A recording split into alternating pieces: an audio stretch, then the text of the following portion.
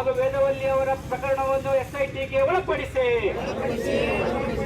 ಧರ್ಮಸ್ಥಳದಲ್ಲಿ ನಡೆಯುತ್ತಿರುವಂತಹ ಬಡ್ಡಿ ದಂಧೆಯ ಸಂಪೂರ್ಣ ತನಿಖೆ ಆಗಲೇಬೇಕು. ಸ್ಥಳದಲ್ಲಿರುವ ದಲಿತರಿಗೆ ಭೂಮಿಯ ಹಕ್ಕು ನೀಡಲೇಬೇಕು.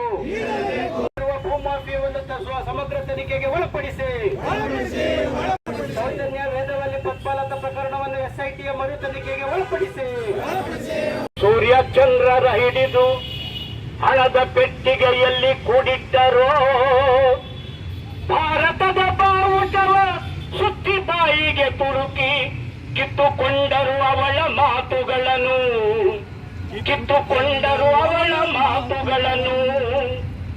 ಕತ್ತಿಯನ್ನು ಹಿಡಿದವರು 10 ಜನ ನುಗ್ಗಿ ಎತ್ತಿಕೊಂಡರು ಅವಳ ಹಣ್ಣಿನಂತೆ ಮುಖಕ್ಕೆ ಧುಮಕನೆ ಉಗಿಯಬೇಕೆನಿಸಿದ್ದವಳಿಗೆ ಮುಖಗಳೇ ಇರಲಿಲ್ಲ ಬಂದವರಿಗೆ. ಇದೇ ಘಟನೆ ಆಗಿರೋದು. ಸಪ್ತಸಾಗರವೆತ್ತು ಬರಸೆಳೆದುಕೊಂಡಂತೆ ಕಾಮುಕರ ಸರಪಳಿಗೆ ಒಳಗಾದಳು. ಬೇಟೆಗಾರರು ಎಸೆದ ಭಯೊಡನೆ ಸೆಲೆ ಸುಟ್ಟ ಪಂಜುಗಳ ಪಹರೆಯಲ್ಲಿ ಮರೆಯಾದಳು. ಭಾರತ ದೇಶದ ಬೀದಿಯ ತುಂಬ ಬೆಳ್ಳಿ ಬಾಕುಗಳ ಮೆರವಣಿಗೆ, ರಕ್ತದ ಕಲೆಯಿಂದೀಚೆಗೆ ಒಳದ ಚಿಂದಿ ಬಟ್ಟೆಗಳ ಮೆರವಣಿಗೆ. ಚಿಂದಿ ಬಟ್ಟೆ ಇರ್ತಕ್ಕಂಥ ಬಡತನ ಇರ್ತಕ್ಕಂಥ ಜನಗಳೊಟ್ಟಿಗೆ ನೀವು ಆಟ ಆಡ್ತಾ ಇದ್ದೀರಲ್ಲ, ಅದು ಯಾವ ಧರ್ಮಸ್ಥಳ ಅಂತ ಅದಕ್ಕೆ ನಾನು ಕೇಳಿದ್ದು.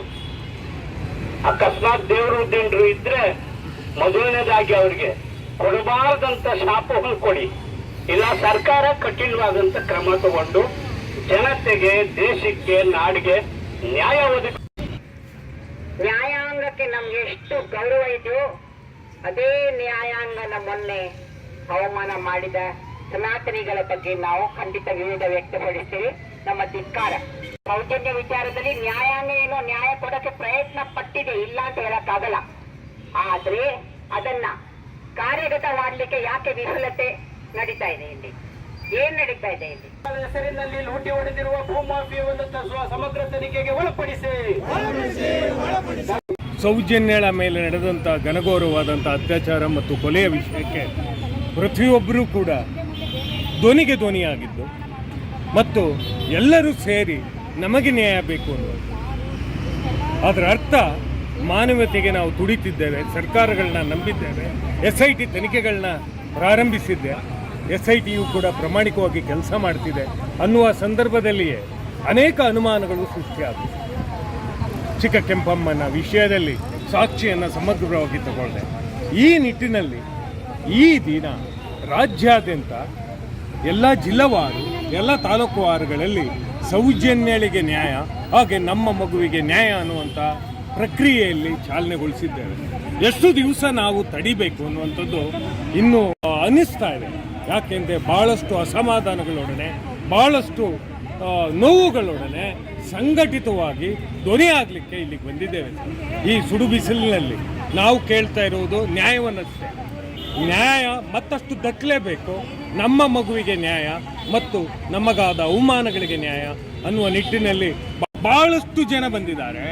ಇವರೆಲ್ಲರ ಧ್ವನಿ ಏನಾಗಿತ್ತು ಅಂತ ಹೇಳಿದರೆ ಸೌಜನ್ಯಳಿಗೆ ನ್ಯಾಯ, ನಮ್ಮ ಮನೆಯ ಮಗುವಿಗೆ ನ್ಯಾಯ ಅನ್ನುವಂಥದ್ದು. ಈ ನ್ಯಾಯ ಅನ್ನುವಂಥದ್ದು ನಿಧಾನಗತಿಯ ನಡೆ ಆದರೆ ಆಕ್ರಮಣಶೀಲವಾದಂಥ ನಡೆ ನಮ್ಮದಾಗತ್ತೆ ಅನ್ನುವಂಥದ್ದು ಹೋರಾಟಗಾರರ ಒಕ್ಕರಲ್ಲಿನ ಧ್ವನಿ.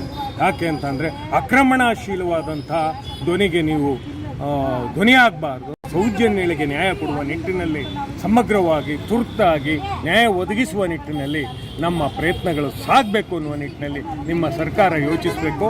ಇಲ್ಲ ಅಂತ ಹೇಳಿದರೆ ಈಗಾಗಲೇ ಕೆಲವು ಶಾಸಕರು ಅನ್ನಿಸ್ಕೊಂಡಂಥವರು, ನಾನು ಅವರ ವೈಯಕ್ತಿಕ ವಿಚಾರಕ್ಕೆ ಹೋಗಲ್ಲ, ಅವರು ನಡ್ಕೊಂಡ ರೀತಿ ಇದೆಯಲ್ಲ, ಡ್ಯಾನ್ಸ್ ಆಡ್ಕೊಂಡು ಹೋಗ್ತವೆ ಅವಿವೇಕಿಗಳು, ಆ ಅವಿವೇಕಿಗಳನ್ನು ತಿದ್ದುವುದೋ, ತೀಡೋದೋ ಅಥವಾ ಕ್ಯಾಕ್ರಿಸಿ ಉಗಿಯೋದೋ ಮಾಡಬೇಕಾಗತ್ತೆ ಅನ್ನುವ ಎಚ್ಚರಿಕೆಯನ್ನು ಕೊಡ್ತಾ ಇದಿಷ್ಟು ಹೇಳಲಿಕ್ಕೆ ಇಷ್ಟಪಡ್ತೇನೆ. ಎಲ್ಲ ಮೈಸೂರಿನ ನಾಗರಿಕ ಪ್ರಜ್ಞೆಯುಳ್ಳ, ಪೌರ ಪ್ರಜ್ಞೆಯುಳ್ಳ, ವಿಚಾರವಂತ, ತಿಳುವಳಿಕೆಸ್ಥ, ಶ್ರಮಿಕರ ಎಲ್ಲ ಮಹಿಳೆಯರು ಇಲ್ಲಿ ಬಂದು ನಿಂತಿದ್ದಾರೆ. ರೈತ ಮಹಿಳೆಯರು, ದಲಿತ ಮಹಿಳೆಯರು ಮತ್ತು ಸೌಜನ್ಯಳಿಗೆ ನ್ಯಾಯ ಅನ್ನುವ ಎಲ್ಲ ತುಡಿತಗಳೊಟ್ಟಿಗೆ ಬಂದು ನಿಂತಿದ್ದಾರೆ ಸರ್. ಇದು ಮಾಡಿರುವಂಥದ್ದು ಪೌರ ಕಾರ್ಮಿಕರು ಎಲ್ಲಕ್ಕಿಂತ ಹೆಚ್ಚಾಗಿ ತುಂಬ ಘನತೆಯಿಂದ ನಡೆದುಕೊಳ್ಳುವಂತಹ ಸೌಜನ್ಯಗಳಿಗೆ ನ್ಯಾಯ ಬೇಕು ಅನ್ನುವಂಥ ನಿಟ್ಟಿನಲ್ಲಿ ಅತಿ ದೊಡ್ಡ ಧ್ವನಿಯನ್ನು ನಮ್ಮ ಪೌರ ಕಾರ್ಮಿಕ ಮಹಿಳಾ ಸಂಘಟನೆಯು ಎತ್ತಿದೆ. ಅವರಿಗೂ ಕೂಡ ಧನ್ಯವಾದಗಳನ್ನ ಹೇಳ್ತಾ ಪ್ರತಿಯೊಬ್ಬರಿಗೂ ಈ ವಿಚಾರವನ್ನು ಕೈಗೆತ್ತಿಕೊಂಡಿದ್ದಕ್ಕೆ ನಮಸ್ತಾ ನಾನು ಮಾತಾಡ್ತೀನಿ. ಧರ್ಮ ದೇವರು ಹೆಸರುಗಳಲ್ಲಿ ರಾಜಕಾರಣ ಮಾಡತಕ್ಕಂಥ ಗುಂಪುಗಳು ಏನು ನ್ಯಾಯವನ್ನ ಒತ್ತಾಯಿಸ್ತಾ ಇದ್ದಾರೋ, ಅನ್ಯಾಯಕ್ಕೊಳಗಾಗಿರೋ ಕುಟುಂಬಗಳು ಮತ್ತು ಆ ಹೆಣ್ಣುಗಳ ಮೇಲೆ ಅತ್ಯಾಚಾರ ನಡೆದಿದೆ, ಕೊಲೆ ಆಗಿದೆ, ಅದಕ್ಕೆ ನ್ಯಾಯ ಒದಗಿಸಬೇಕು ಅಂತ ಧ್ವನಿ ಎತ್ತಿರೋ ಸಮಯದಲ್ಲೇ ಇದಕ್ಕೆ ವಿರುದ್ಧವಾಗಿ ಧ್ವನಿಗಳು ಎತ್ತಿದ್ದಾರೆ. ಅಂದ್ರೆ ಇದು ಈ ದೇಶದಲ್ಲಿ ಸ್ಪಷ್ಟವಾಗಿದೆ.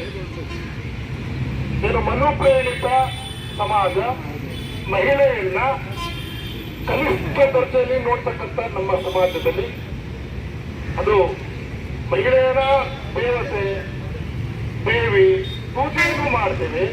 ಆದ್ರೆ ಆ ದೇವಿಯ ಸ್ವರೂಪಿಯಾದಂತ ಹೆಣ್ಣನ್ನ ಒಂದು ಭೋಗದ ವಸ್ತುವಾಗಿ ಭೂಮಿಯ ತರನೇ ಗಮನಿಸತಕ್ಕಂಥ ಒಂದು ಸಂಸ್ಕೃತಿ ಕೂಡ ನಮ್ಮಲ್ಲಿ ಕರಾಳವಾಗಿರೋದನ್ನು ನಾವು ಮರೆಯಾಗಿಲ್ಲ.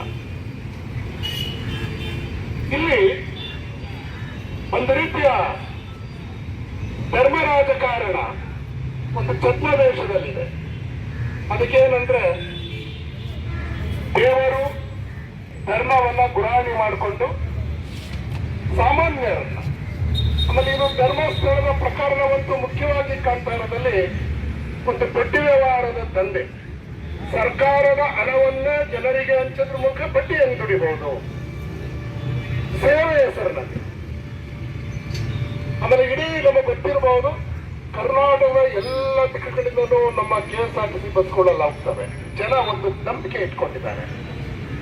ಆ ನಂಬಿಕೆ ನಮ್ಮರೂ ಕೂಡ ಇದೆ. ಯಾವ ಧರ್ಮಗಳು ನಮ್ಮ ದೇಶದಲ್ಲಿ ಭಾರತದ ಸಂವಿಧಾನ ಸಮಾನ ಗೌರವನ ಕೊಡುತ್ತೋ, ಯಾವ ಧರ್ಮವೂ ಮೇಲಲ್ಲ, ಯಾವ ಧರ್ಮವೂ ಕೀಳಲ್ಲ. ಆದ್ರೆ ರಾಜಕಾರಣ ಧರ್ಮದ ಹೆಸರಿನಲ್ಲಿ ಭಿನ್ನ ಭೇದವನ್ನ ಮಾಡ್ತಾ ಇದೆ. ನಮಗೆ ಗೊತ್ತಿದೆ, ದೇಶ ರಾಜಕಾರಣದ ಮೂಲಕ ಅಲ್ಪಸಂಖ್ಯಾತರನ್ನು ನಾವು ಹೇಗೆ ದೇಶದ ವಿರೋಧಿಗಳಾಗಿ ನಿಲ್ಲಿಸಿದ್ದೇವೆ. ಅದ್ರ ಜೊತೆಗೆ ಈಗ ಹೊಸದಾಗಿ ಶುರುವಾಗ್ತಕ್ಕಂಥ ಅವತಾರಗಳನ್ನು ನಾವು ನೋಡ್ತಾ ಇದ್ದೀವಿ.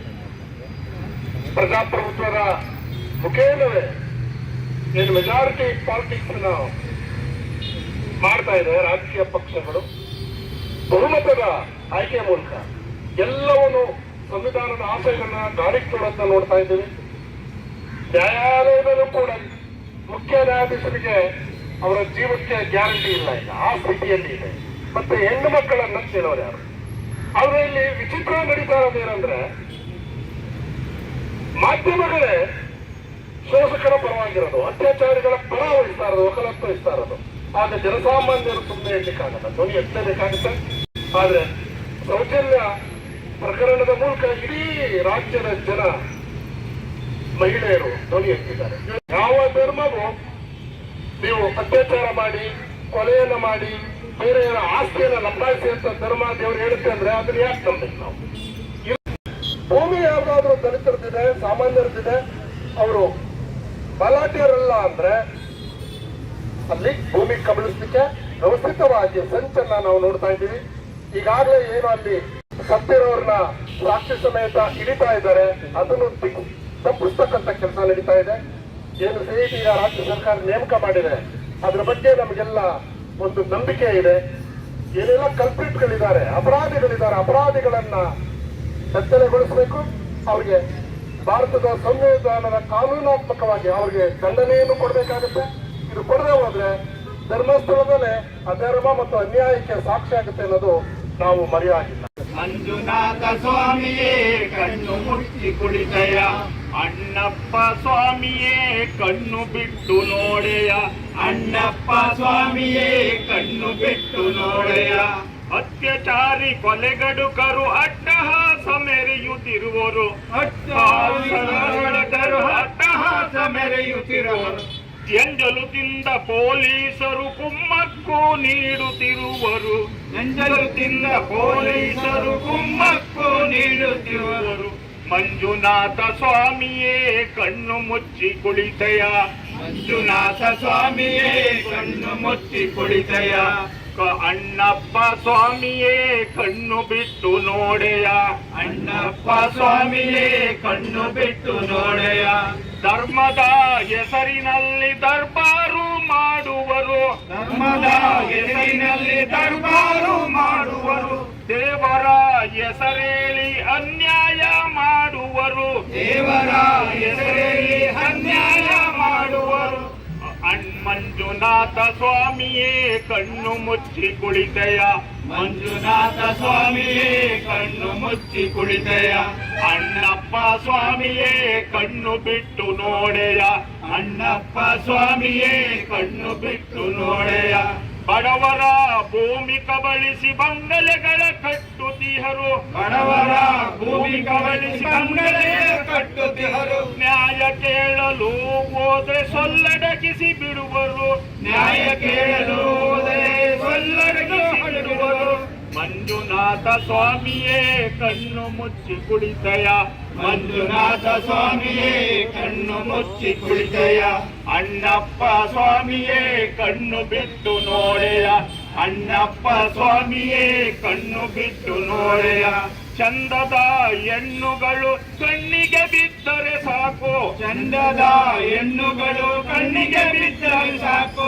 ಅತ್ಯಾಚಾರ ಹತ್ಯೆ ಮಾಡಿ ಮುಚ್ಚಿ ಹಾಕಿ ಬಿಡುವರು, ಅತ್ಯಾಚಾರ ಹತ್ಯೆ ಮಾಡಿ ಮುಚ್ಚಿ ಹಾಕಿ ಬಿಡುವರು. ಕಣ್ಣು ಮಂಜುನಾಥ ಸ್ವಾಮಿಯೇ ಕಣ್ಣು ಮುಚ್ಚಿ ಕುಳಿತೆಯ, ಅಣ್ಣಪ್ಪ ಸ್ವಾಮಿಯೇ ಕಣ್ಣು ಬಿಟ್ಟು ನೋಡೆಯ.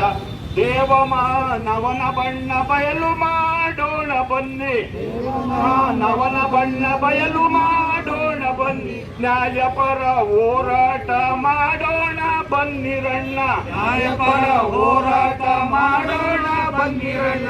ಮಂಜುನಾಥ ಸ್ವಾಮಿಯೇ ಕಣ್ಣು ಮುಚ್ಚಿ ಕುಳಿತೆಯ, ಮಂಜುನಾಥ ಸ್ವಾಮಿಯೇ ಕಣ್ಣು ಮುಚ್ಚಿ ಕುಳಿತೆಯ, ಅಣ್ಣಪ್ಪ ಸ್ವಾಮಿಯೇ ಕಣ್ಣು ಬಿಟ್ಟು ನೋಡೆಯ, ಅಣ್ಣಪ್ಪ ಸ್ವಾಮಿಯೇ ಕಣ್ಣು ಬಿಟ್ಟು ನೋಡೆಯ. ಜೈ ಸೌಜನ್ಯ.